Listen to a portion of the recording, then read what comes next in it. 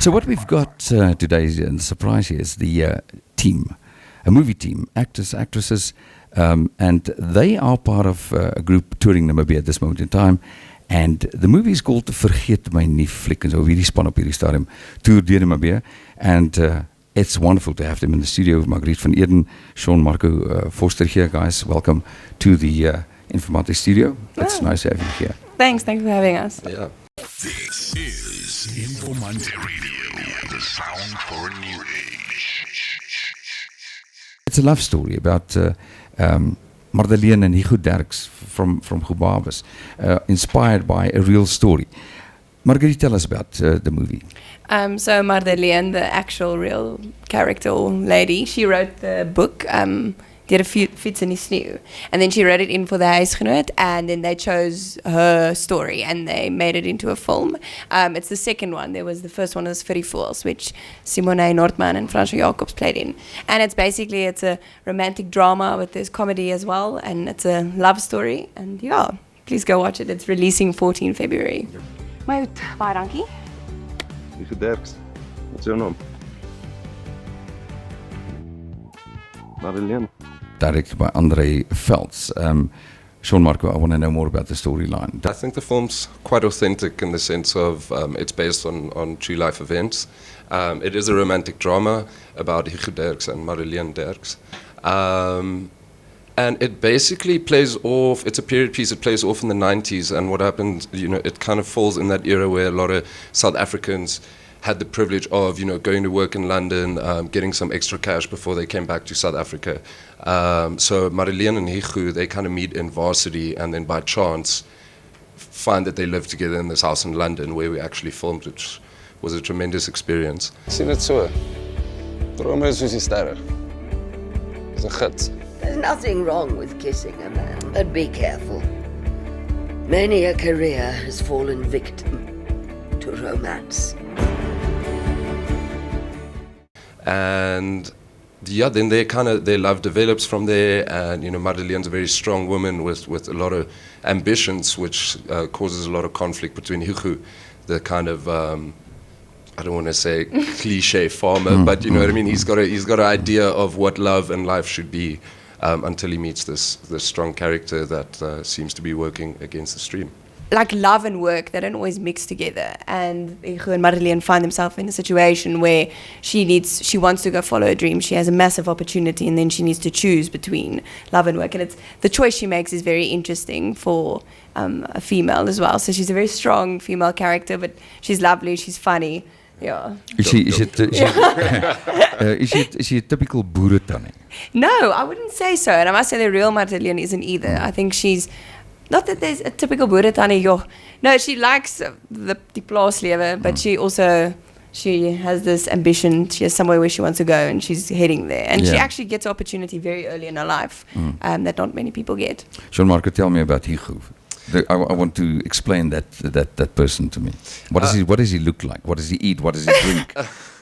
So Hugo's kind of, I think, on set we were joking about they're properly Matthew McConaughey, my character, because he just doesn't wear a shirt at all. And it's I can see why they've decided on you. No. It's not any just zoom in there, just especially on the triceps. It's not because he's egotistical. He's just from the farm, and that's what he's used to. So it's that typical. Do you wear vellies? Yes, but barefoot. Oh, that's more like barefoot in London kind of sums up Hugo's character. Barefoot Contessa. Yeah. Exactly. No, I was just wondering because if that was shot in Namibia, I'm sure the producers will bring in Shalongo vellies. That Shalongo leatherworks. I mean, every single boer in Namibia wears Shalongo leatherwork vellies. I mean, that is deel van die outfit hierso. He's a very, very down-to-earth guy. He knows what he wants. He seems to be very patient. And he's got his life's kind of all planned out for himself, or at least he thinks he does, until he meets Madeleine, and then things start going pear-shaped in maybe a good or bad way, if we can put it that way. What was the first attraction between Madeleine and Hugo? I think it differs for both of them. I think for Hugo, maybe it was in Potch where he met her the first time. And I don't think Madeleine was much bothered about that. She was very career-driven. And then London, when they lived together, I think that's where she fell in love with him. We got special guests in the studio here, Marguerite Van Eeden and Sean-Marco Vorster, and they're talking about the movie Vergeet My Nie, based on a real story, true story, that played off in Gubabes. And guys, we're going to continue this discussion. I want to know a little bit more about the set and where this movie actually was shot. Marguerite, starting with you. So we were quite lucky. We shot in, I think, 5 places. We started in Joburg, then we went to Potch, Cape Town, London, and then we ended in Namibia, which was incredible. So the movie starts off in Potch, where we meet Marguerite and Igu quickly, and then it goes on to Joburg. Not really. Well, we shot a few scenes in Joburg, but it didn't play off in Joburg. And then it jumps to London, where we introduced to Igu, Marguerite a bit more, and all their friends and their love story. Yeah. And then you guys came to Namibia, Sean. Yeah, yeah, we did.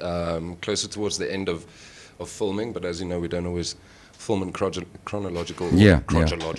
So very much the same. The one is a little bit above the other one. Yeah. But it was a remarkable experience.